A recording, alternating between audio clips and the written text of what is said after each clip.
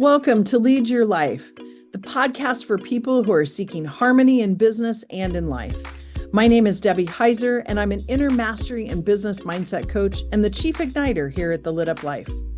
I feel an urgency to help people let go of past messaging so that they can make a lot of money doing what they love without sacrificing what they value most. Welcome. We're glad you're here.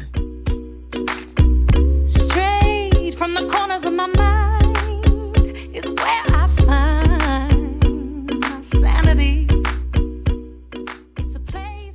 Hello, and welcome to another episode of Lead Your Life with Debbie Heiser. My name is Debbie Heiser, and I help people really break free of whatever's holding them back. And what I mean by that is, I help entrepreneurs make a lot of money doing what they love to do without sacrificing what's important to them. Because I feel like life is too short to not lead a lit up life. And so I want to help other people enjoy the life that they have and to the fullest of its potential. So with that, in the month of May, we're kind of focusing on this idea of decisions, and I want to throw in a little bit about support as well. And so when we talk about decisions, there's really this idea that, and we've talked a little bit about the true desire. And when you have that true desire, and if you didn't hear those back in April, I highly suggest that you take a listen to those. But when you have that true desire, there's this point where you have to make a decision. Well, let me back up. You don't have to, because that's victim kind of verbiage, subtle, but there. But what ends up happening is this, this point in time where a decision either needs to be made to go forward into what you want, take a side trip, or just stop. Right now, there's other possibilities to that, because I'm a big believer there's multiple possibilities. But when you look at this idea of stopping in and of itself is a decision. And when we make decisions, it's also about being mindful. Like, I'm going to share with you, I'm actually recording this in March. I made the last minute decision yesterday to go see a movie, and I went to see Dune 2. And I was very mindful because I've been really trying to put food into my body that honors me and that makes me feel good, and stay away from things that cause my body to go into inflammation, cause my body to have negative reactions. And so I mindfully decided to have some popcorn. And it was interesting. I really enjoyed the popcorn. It was really good. And then today I'm actually paying for it. Like, I feel swollen and my nose is a little stuffy. And so it's a reminder again, but I'm not beating myself up about it. It's just more of, I mindfully went into that. And when we go to make a decision, I see people stop, and not making a decision is a decision. So indecision is actually a decision. And as long as whatever decision you're making is very mindful, then that's the point I'm trying to make here, is that it's about the mindfulness. And then once you make that decision, and I use the one about popcorn as the example, then make the decision and go in, right? Like, lean into it. Don't lean out, and then don't like beat yourself up and go into this negative spiral of energy, because we've talked a lot about energy in the past. So when we think about decisions, it's about going into them mindfully, but then it's also about understanding. And I struggle with using the word purpose, because I think sometimes, in the search of something is when we're not in it. So when we're constantly searching for our purpose, then our purpose is eluding us. So when we actually look into our lives and see what we're good at, what brings us, joy, what helps us impact other people, whatever those things are, that then becomes really our life's intentions, right? And versus a purpose. But when you kind of look at where you're at and where you've been, that gives you some clarity then on what these life's intentions are. So I know for me that my life intentions and I've said this before, is that I'm a connector, I'm a teacher, I'm an influencer slash leader is kind of what I mean by that, and a healer. Now, I'm not actually healing people, but I'm bringing forward blind spots for them so that they can then become aware of them and then do their own healing, right? Like go through that process. So understanding your life's intentions or purpose, if that helps you a little bit, really then helps you be mindful, and it helps you be very clear then about making decisions. And so understanding that desire then helps you be mindful, and understanding the desire, does it fit into my life's intentions? And, yes is a very powerful word. And when I say yes is a powerful word, what I mean by that is many times I see people saying yes to things that they're not being mindful about, or that they feel like they should do, right? They're afraid to say no, maybe because, like, I'll give you an example, as a promotion in corporate America, afraid to say no because maybe they won't ask again. And I get that. I spent 20 plus years in corporate, and there were times that I turned down promotions because it didn't fit for my family at the time. And they continued to come back and ask. So these are messages, right, in our head that we've heard from other people or from society, and then we take those as truths. And so that's what I mean about the healer, about helping people unwind those and saying, is it an absolute truth? 99.9% of the time, it's not. So anyway, thinking about making a decision, I want you to think about a time when you made a decision and it was full of angst. Like you didn't know what to do, you were confused, it didn't feel right, either answer didn't feel good. And I want you to just sit in that for a second and remember what that feels like. And I want you to look internally, right? Like what was the context of where you were at? Where were you at from a thought process and within your mind, meaning your heart and your soul and your brain? Like, what were the things happening in your life? Did you say yes to something that you really didn't want to say yes to? I talk to people all the time that say yes to volunteering to things. And then what happens is you go into those things and unless you shift it around and look in gratitude, you go into those things and start feeling resentful, and then it creates this negative spiral. You get expectations, and then you get upset because those expectations weren't met, and it's just a wheel that jump out of. Frankly, just jump out of it. But anyway, when we go to make these decisions, it's when we understand our life's intentions, then that word that's so powerful, yes, becomes even more powerful. Because I had a person one time tell me, if it's not a hell yes, it's a hell no.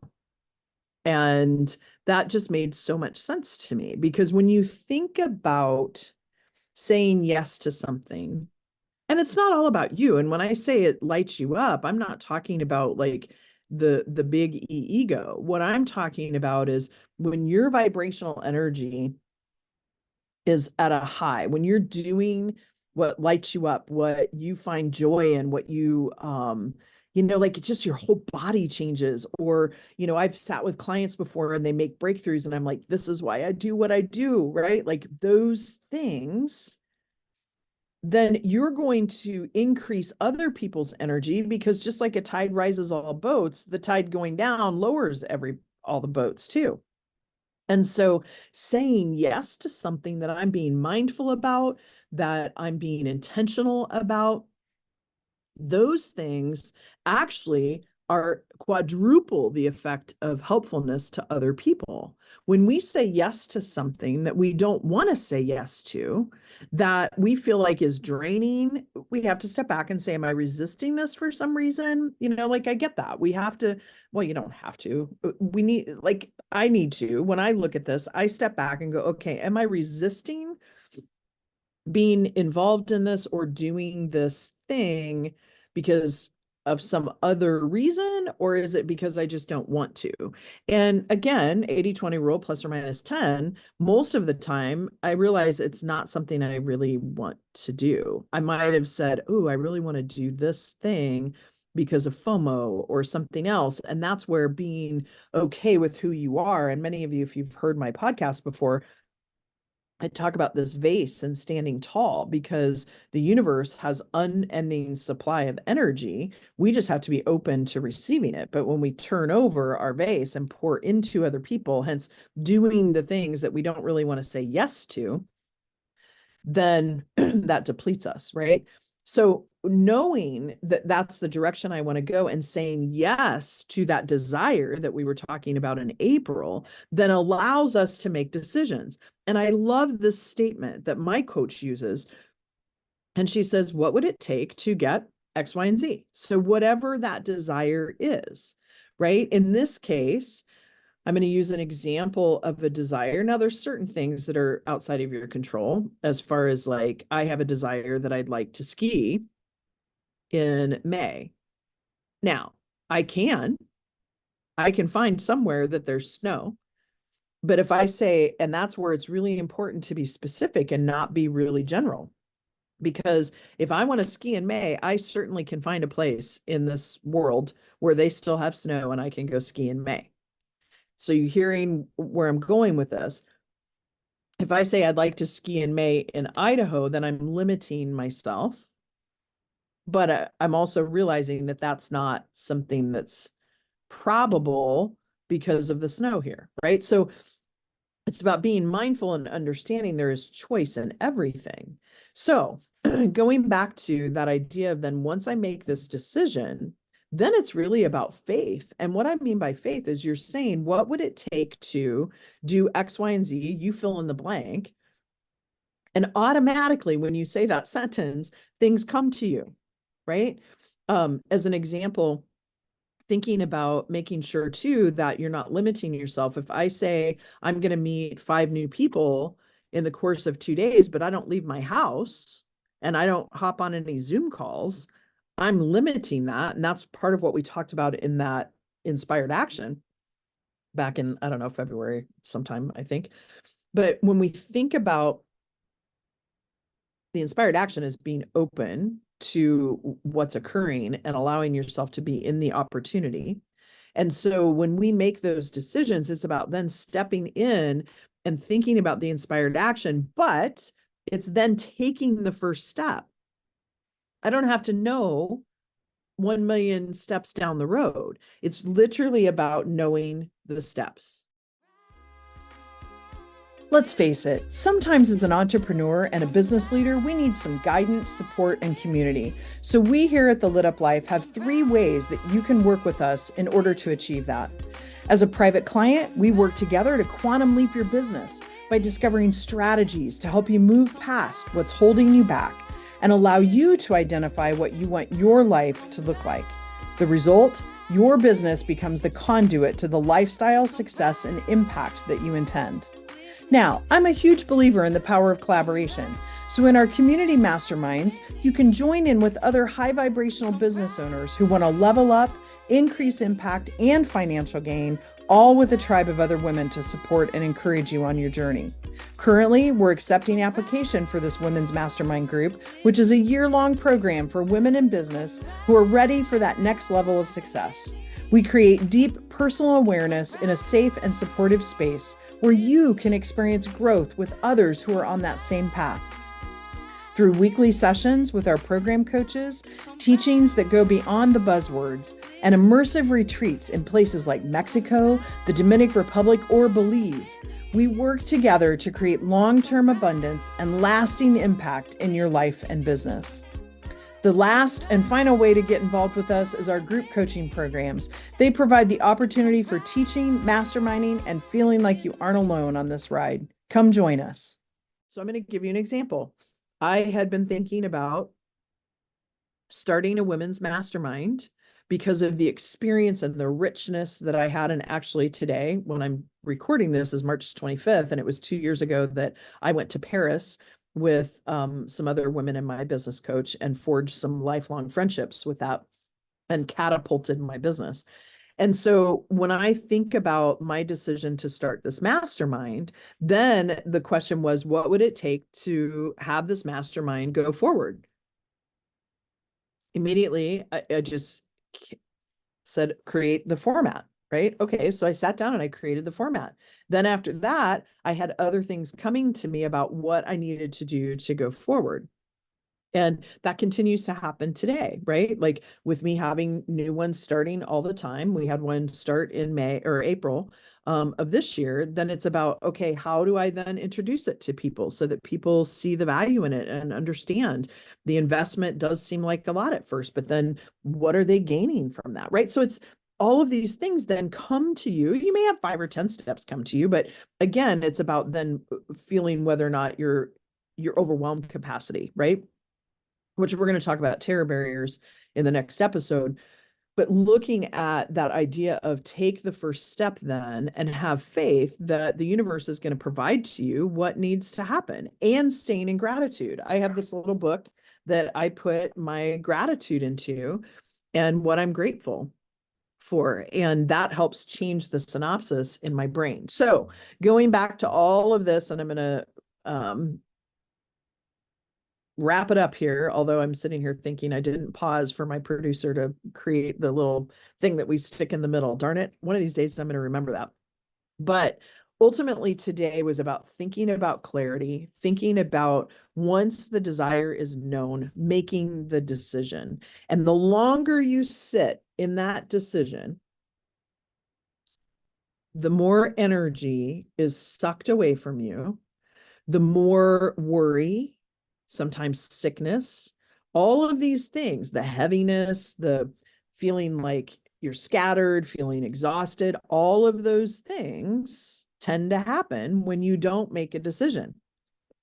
Now, if you just sit on it and stick your head under the sand, I mentioned earlier, that is a decision. But what ends up happening is that's that indecision that creates the energy suck. So I would think about a time when you did that and realize you don't want to do that again.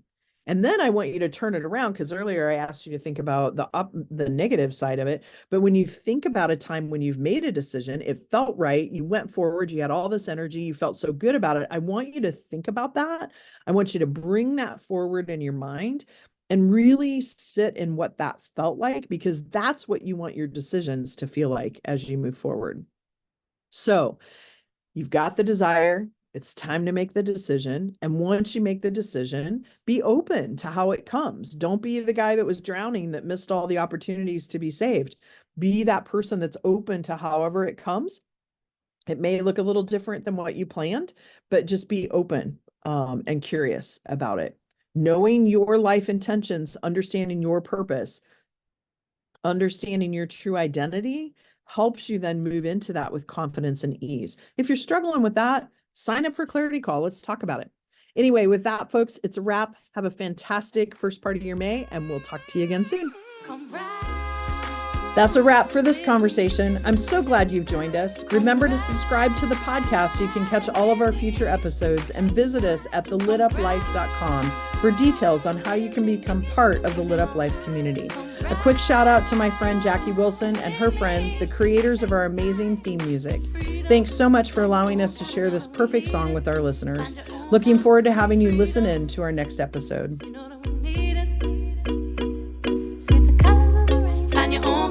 See the